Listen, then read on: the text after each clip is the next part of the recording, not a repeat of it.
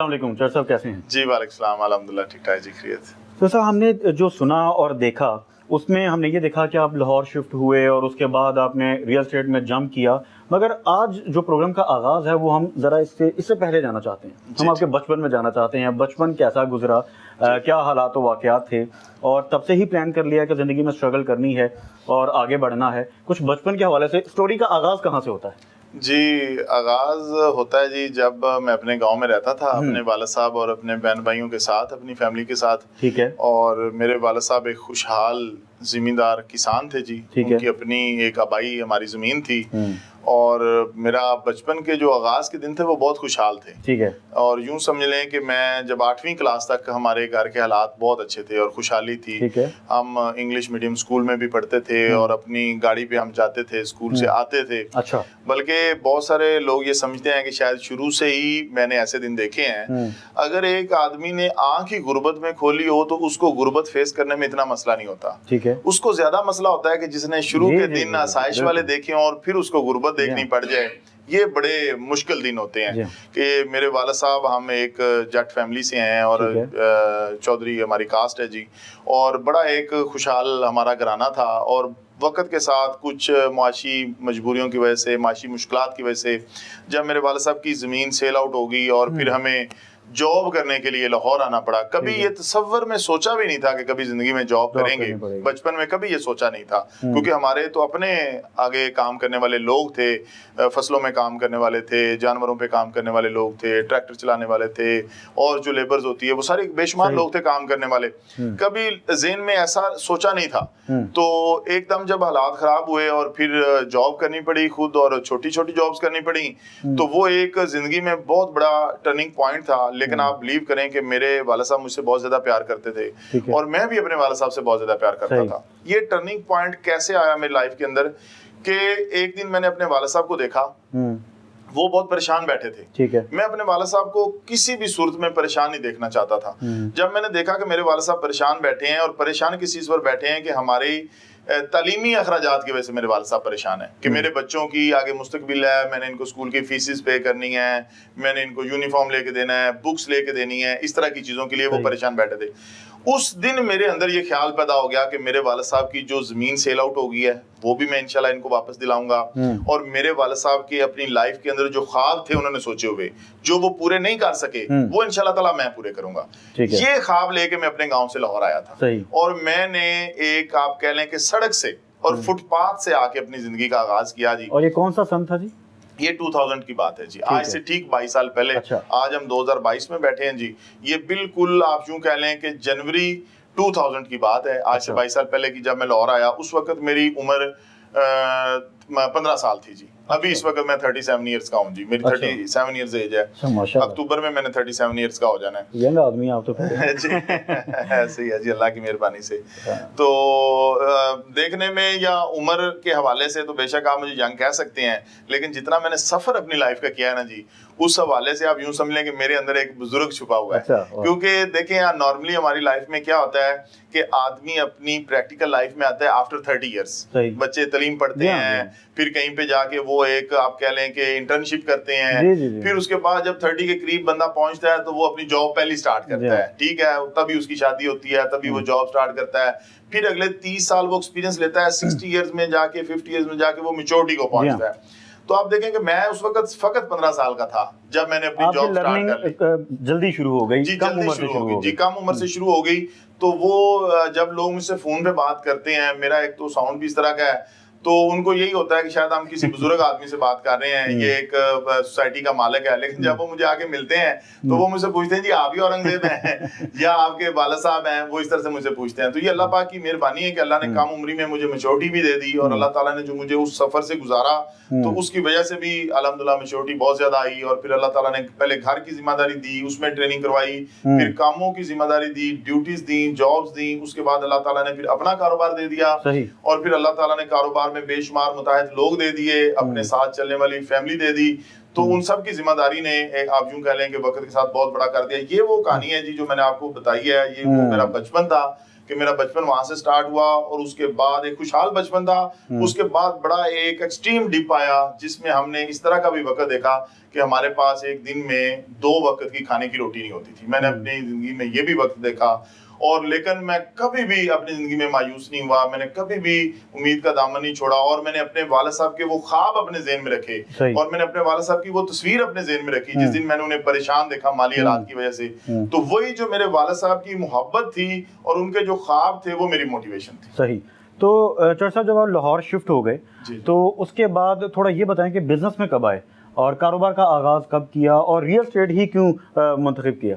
جی, real estate میں نے by choice آپ کہہ لیں کہ منتخب نہیں کیا. ٹھیک ہے, یہ اس کا پلان نہیں تھا, اس کا کوئی میرا پلان نہیں تھا. اس کا میں تھوڑا آپ کو بڑا کھل کے آج بتانا چاہوں گا. بہت سارے میرے انٹرویوز ہوئے لیکن اس میں یہ پہلو کبھی کور نہیں کیا گیا. اس میں اس طرح سے ہے جی کہ جب میں نے جابس کی تو جابس کے اندر چونکہ میں ایک زمیندار کا بیٹا تھا نا, کسان کا بیٹا تھا, تو جاب کے اندر مجھے تھوڑی سی بانڈنگ فیل ہوتی تھی. مجھے ایسا لگتا تھا کہ میں پابند ہوں, میرے اندر جتنی سکلز ہیں میں وہ اپنا آؤٹ پٹ نہیں دے پا رہا. یعنی کہ جاب کے اندر نا اگر آپ کے اندر بہت بھی پوٹینشیل ہوتا ہے تو آپ کو اس پیرامیٹرز کے اندر اور ان ایس او پیز کے اندر کام کرنا پڑتا ہے. ٹھیک ہے, مجھے گھٹن فیل ہوتی تھی. میں اکثر گھر آتا تھا, میں اپنی والدہ سے کہتا تھا کہ جی مجھے نا کوئی اپنا کام ملے تاکہ میرے اندر جتنا پوٹینشیل ہے میں اتنا کام کر سکوں. تو میری والدہ نے دعا دینی اور مجھے کہنا کہ بیٹا انشاءاللہ تم ایک دن اپنا کام کرو گے. تو میں نے یہ 2010 میں جی میں جابس کرتے میں بیریا ٹاؤن میں نے جاب اختیار کی ملک ریاض حسین صاحب کے پاس. اور جب میں بیریا ٹاؤن گیا, میں بیریا ٹاؤن میں جاب کرتا تھا تو میں دیکھتا تھا, چونکہ میں کسان کا بیٹا ہوں, ہمیں زمینوں سے بہت پیار ہوتا ہے. کسان کا چونکہ اوڑھنا بچھونا اس کی زمین ہوتا ہے, تو کسان کو نیچرلی زمینوں سے پیار ہوتا ہے. جب میں بیریا ٹاؤن میں گیا اور میں نے دیکھا کہ یہ جو بیریا ٹاؤن کا بزنس ہے یہ بھی زمینوں کے اوپر ہے, یعنی کہ آپ وہاں کرایہ چلاتے ہیں, ہل چلاتے ہیں, مٹی سے سڑکیں بناتے ہیں, سیوریج ڈالتے ہیں, تو زمین کے اوپر آپ سارا کام کرتے ہیں. جس طرح سے کسان زمین کو ڈیولپ کرتا ہے اسی طرح سے ایک ہاؤسنگ سوسائٹی کا آنر بھی زمین کو ہی ڈیولپ کرتا ہے. تو مجھے وہ اپنے باپ کے بزنس والی فیل آئی اس بزنس میں سے. تو یہ 2010 میں میں نے بیریا ٹاؤن کو کوئٹ کیا, بیریا ٹاؤن کی جاب میں نے چھوڑی اور میں نے پراپرٹی کا بزنس جوائن کر لیا. اور 2010 میں نے جب بزنس جوائن کیا, میں نے 2015 تک 5 سال میں نے as a real estate consultant کام کیا, ایک پراپرٹی ڈیلر کے طور پہ کام کیا.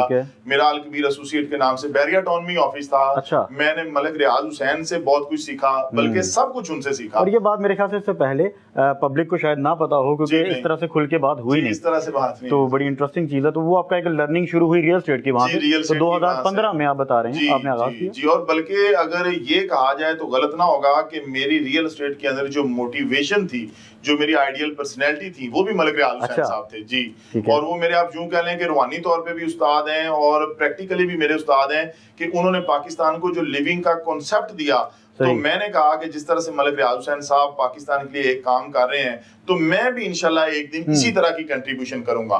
تو وہیں سے میں نے آئیڈیا لیا, کانسیپٹ لیا, اور میں نے بیریا ٹاؤن کے بالکل قریب ہی ایک زمین خرید کے وہاں سے اپنی پہلی سوسائٹی کا آغاز کیا 2016 میں. جی 2016 میں نے 8 ایکڑ پہلی زمین خریدی تھی. 8 ایکڑ سے یہ شروع ہونے والا بزنس اب الحمدللہ 8000 ایکڑ پر چلا گیا لاہور کے اندر. الحمدللہ لاہور کے اندر لینڈ ہولڈنگ کے حوالے سے ہمارا الکبیر گروپ سب سے بڑا گروپ ہے. لاہور کے اندر کسی بھی دوسرے ادارے کے پاس, کسی بھی ریئل اسٹیٹ کے دوسرے ادارے کے پاس ہمارے جتنی لینڈ ہولڈنگ نہیں ہے, اور یہ لینڈ ہولڈنگ ہی اللہ کے فضل و کرم سے ہماری کامیابی ہے. صحیح. تو یہ 2016 میں میرا 2010 سے میرا بزنس سٹارٹ ہوا یہ ریئل اسٹیٹ کا, اور 2016 میں پریکٹیکلی میں ہاؤسنگ کے بزنس میں آ گیا. میں نے پہلی ہاؤسنگ سوسائٹی ڈیولپ کرنا شروع کیا. تو سر یہ ایک بہت بڑا رسک نہیں ہوتا اپنا پروجیکٹ لانچ کرنا اور اس کے بعد پھر وہ مراحل طے کرنا, کیونکہ اس کا ایک سیکوینس ہوتا ہے, پہلے لینڈ ہولڈنگ جیسے بات کر رہے ہیں, پھر وہ جیسے آپ نے بات کی کہ آپ نے سیوریج دیکھا وہاں پر, پھر اپروولز اور اس طرح کے معاملات. سب سے زیادہ مشکل کہاں آئی؟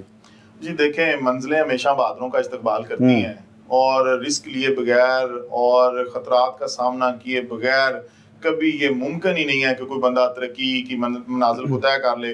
2 طرح کے انسان ہمیشہ ترقی کرتے ہیں, ایک وہ جس نے جد و جہد کی ہو, سٹرگل کی ہو, اور وہ لمبی جد و جہد کا سفر طے کر کے وہ کامیاب ہو گیا ہو. دوسرا وہ ہوتا ہے کہ کسی کے ساتھ اوور نائٹ کوئی معجزہ ہو گیا ہو, کہ وہ رات کو سویا اور صبح اٹھا اس کی کوئی لاٹری لگ گئی, اس کا کوئی, اس طرح کے بھی لوگ ہیں دنیا کے اندر.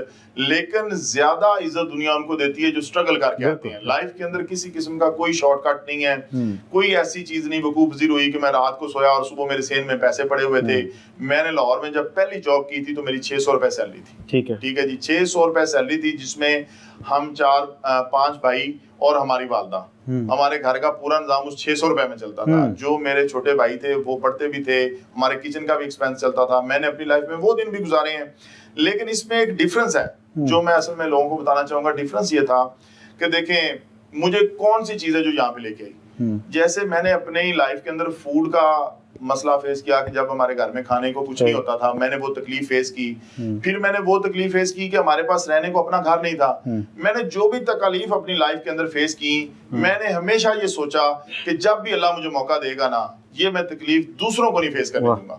اپنے ملک کے دوسرے بچوں کو, دوسرے لوگوں کو انشاءاللہ یہ تکلیف میں فیس نہیں کرنے دوں گا. اب جیسا کہ جب میں جاب کرتا تھا تو میں college of physician and surgeon Pakistan میں جاب کے لیے جاتا تھا. اس کے اپوزٹ پنجاب یونیورسٹی تھی.